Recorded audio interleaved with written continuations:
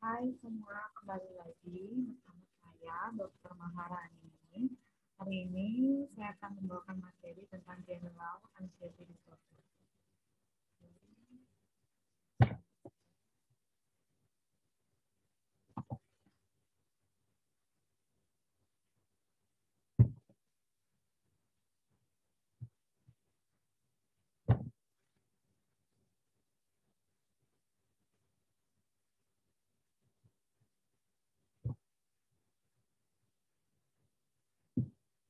Ini materi yang akan kita bahas, general anxiety disorder. Adapun outline yang akan kita bahas, kita ada definisi, etiopatofisiologi, diagnosis banding, dan penerapan.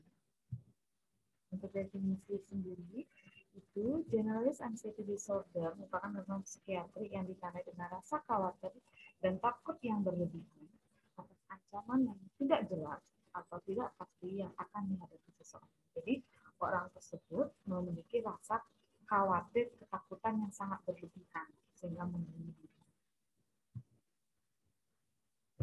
Kemudian untuk etiopatofisiologi, pertama ada teori regresi. Jadi teori regresi ini dalam situasi yang sulit, mereka khawatir akan kehilangan kembali atas diri dan pikirannya. Kemudian muncul ke fase yang lebih primitif, di mana seseorang berkeinginan untuk menelan segalanya untuk mendapatkan itu. Jadi kayak dia khawatir sampai nggak bisa mengendalikan dirinya, kehilangan kendali. Terus kemudian teori penularan psikologis, itu ada konsep healing, di mana orang akan menjadi sangat sadar akan sikap dan perilaku kelompok dan kemudian mengadaptasi sifat ini untuk menghindari ejekan atau perundungan yang disebut penularan psikologi. Jadi misalnya dia dalam satu kelompoknya itu cemas, semuanya cemas. Jadi semua individunya itu cemas. Jadi penularan psikologi itulah dari penularan psikologi. Kemudian ada banjir informasi. Jadi media secara nggak langsung kan, misalnya COVID-19 ini, media-media kan menyebarkan kasus-kasus COVID sekian. Jadi berita-berita tersebut akan memicu kecemasan dari masyarakat. Timbullah anxiety yang berlebihan. Kemudian ada pandangan psikoanalisis. Jadi sumber dari general anxiety disorder ini adalah konflik yang tidak disadari antara ego dan impuls-impuls tersebut. Biasanya bersifat seksual atau agresif, berusaha untuk mengekspresikan diri, namun ego tidak membiarkan karena tanpa disadari ia merasa takut terhadap hukuman yang akan diterima.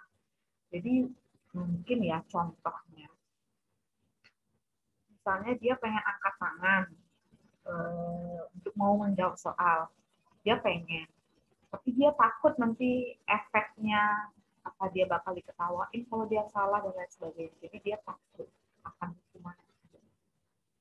Jadi dia udah takut duluan gitulah. Kemudian ada pandangan cognitive behavioral, jadi gangguan yang disebabkan oleh proses berpikir yang menyimpang. Orang yang menderita GAD seringkali salah mempersepsikan kejadian yang biasa seperti menyeberang jalan merupakan sesuatu hal yang mengancam, dan dikognisikan mereka berfokus pada antisipasi berbagai bencana pada masa mendatang. Jadi dia tuh sifatnya mengantisipasi GAD ini. Kemudian ada perspektif dari secara biologis, di mana beberapa studi mengindikasikan GAD ini memiliki komponen genetik yang sering ditemukan pada orang yang memiliki hubungan keluarga. Jadi ada hubungan genetik lah. Misalnya dalam satu keluarga, misalnya ayahnya mengalami GAD, anaknya juga bisa kemungkinan mengalami GAD karena faktor genetik itu. Kalau misalnya secara model neurobiologis yang paling umum seperti cara kerja benzodiazepin, jadi reaksi ketakutan secara normal di seluruh neuron di seluruh otak akan muncul kecemasan. Kalau normalnya, kalau misalnya kita takut kan kita cemas wajar, dan dia akan merangsang GABA yang akan menghambat aktivitas ini dan mengurangi kecemasan. Namun pada GAD terjadi kerusakan pada sistem GABA sehingga tidak bisa lepas, sehingga tidak bisa terkendali kecemasan. Nah, untuk diagnosis, kita pedomannya PPDGJ 3, yaitu F41.1, kriteria diagnosis GAD harus memenuhi pertama, penderita harus menunjukkan ansietas sebagai gejala primer, yang berlangsung hampir setiap hari untuk beberapa minggu sampai beberapa bulan yang tidak terbatas atau hanya menonjol pada keadaan situasi khusus tertentu, sifatnya free floating atau mengambang. Jadi dia merasa kecemasan itu berbulan-bulan mengambang gitu, perasaannya dia, pokoknya dia cemas lama berbulan-bulan sampai betul. Kemudian ada gejala, ada 3 gejala, ada kecemasan, jadi khawatir akan nasib buruk, merasa seperti diujung tanduk, sulit konsentrasi, ada ketegangan motorik, gelisah, sakit kepala, mulut kering, kemudian overaktivitas otonom, kepala terasa ringan, berkeringat, jantung berdebar-debar, sesak nafas, keluhan lambung, pusing kepala, mulut kering, dan lain sebagainya.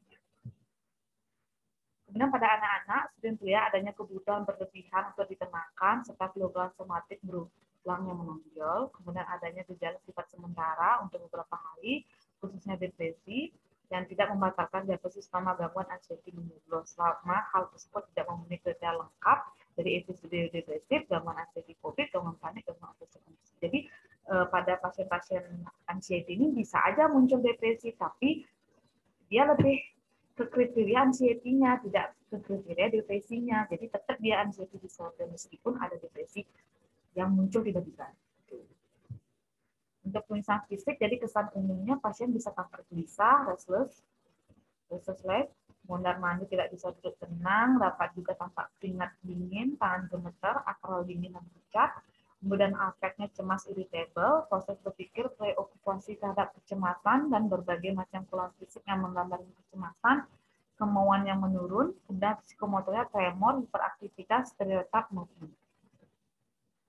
Untuk diagnosis banding ada 5, ada episode depresif, gangguan anxiety fobik, gangguan panik, gangguan obsesi kompulsif, dan gangguan stres pasca trauma. Untuk diagnosis banding yang ini akan kita jelaskan di next pertemuan. Nah, kita lanjut ke penata ini, materi yang terakhir. Yang pertama itu adalah terapi farmakologi. Tetap terapi untuk anxiety disorder itu ada 2, farmakologi dan non-farmakologi. Pertama kita jelaskan tentang farmakologi.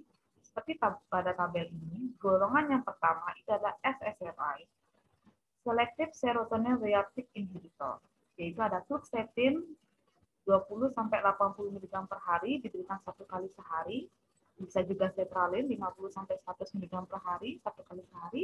Dan escitalopram 10-20 mg per hari, 1 kali sehari. Jadi, untuk efek samping dari SSRI ini, itu bisa mual, muntah, dispepsia, sakit perut, diare, konstipasi, anoreksia, dan kenaikan berat badan. Ada reaksi hipersensitivitas termasuk gatal, biduran, anafilaksis, mialgia, mulut kering, gugup, halusinasi, mengantuk, kejang, dan diskusi seksual. Ini beberapa efek samping, namun kan setiap orang berbeda-beda efeknya di orang tersebut. Gangguan pada kantung kemih, mengeluarkan urin atau mengosongkannya.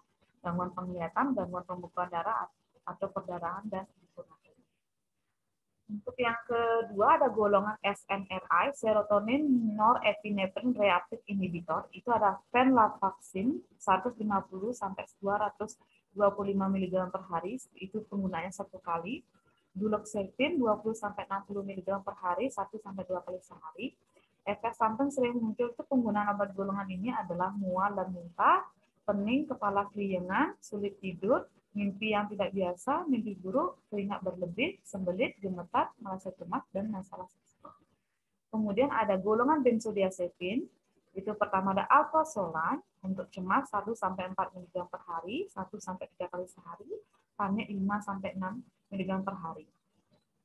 Lorazepam itu 2-6 mg per hari, 1-2 kali sehari, clobazam 10-20 mg per hari, 1-2 kali sehari. Jadi golongan obat ini memiliki potensi adiksi yang cukup besar pada beberapa jenis obat, khususnya memiliki waktu paruh pendek, onset yang cepat seperti alprazolam. Karena sifatnya tersebut, alprazolam masih menjadi pilihan dalam terapi gangguan panik yang sering muncul tiba-tiba dengan durasi yang singkat. Kemudian ada golongan antidepresan trisiklik atau tetrasiklik. Yang pertama amitriptyline, dosisnya 50-150 mg per hari, 1 kali sehari menjelang tidur, dan maprotilin 75 sampai 150 mg per hari 1 kali sehari menjelang tidur. Jadi obat golongan trikliserid khususnya amitriptyline sering disebut sebagai dirty drug karena sifatnya terikat dengan reseptor sehingga kemudian adanya efek hilirisat.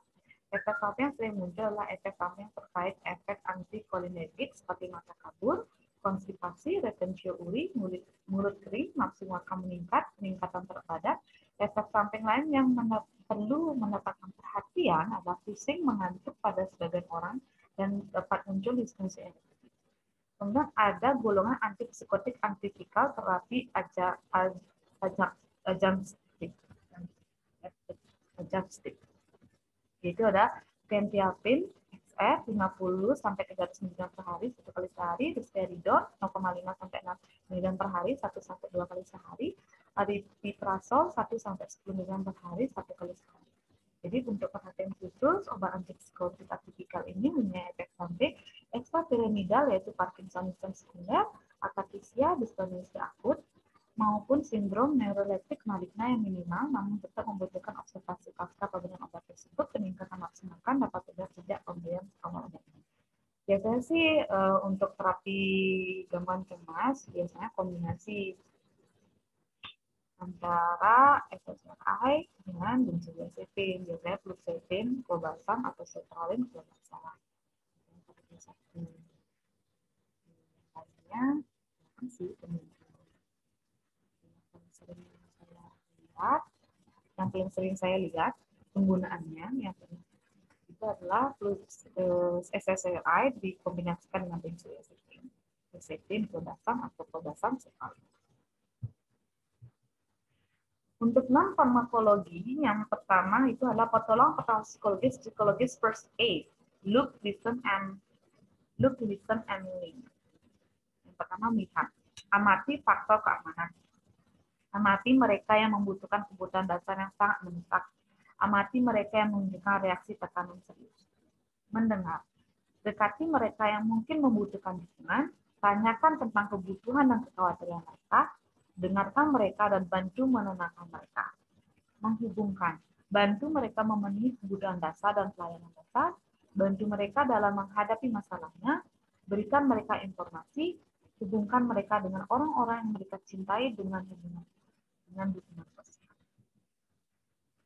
Dan kedua itu ada relaksasi, jadi target untuk membuat pasien menjadi tenang, rileks, fokus dengan cara melakukan kontrol tekanan yang ada. Teknik yang paling sederhana yaitu adalah teknik pernapasan sederhana. Pedoman ini akan membahas terbatas melalui teknik pernapasan. Jadi teknik pernapasan yang bisa dilakukan adalah metode 4-4-8. Teknik pernapasan 4-4-8 adalah teknik pernapasan yang melibatkan pernapasan selama 4 detik, menahan nafas selama 7 detik, menghembuskan nafas selama 8 detik. Teknik sangat bagus untuk digunakan ketika Anda merasa stres atau tegang karena dapat membantu menenangkan sistem saraf, mencernihkan pikiran dan mengurangi stres. Caranya adalah sebagai berikut: sambil duduk, tarik nafas melalui hidung selama 4 hitungan, ambil nafas ke dalam perut, tahan nafas di perut dan hitung sampai 4 hitungan, keluarkan nafas melalui mulut serta bunyi hus pelan hingga hitungan 8. Fokuslah pada tiap hitungan ketika melakukan teknik ini. Lakukan selama 3-4 kali. Catatan, beberapa terapis menggunakan teknik 4-7-8 yang berarti pada langkah menahan nafas, hitungan dilakukan sampai 7 hitungan.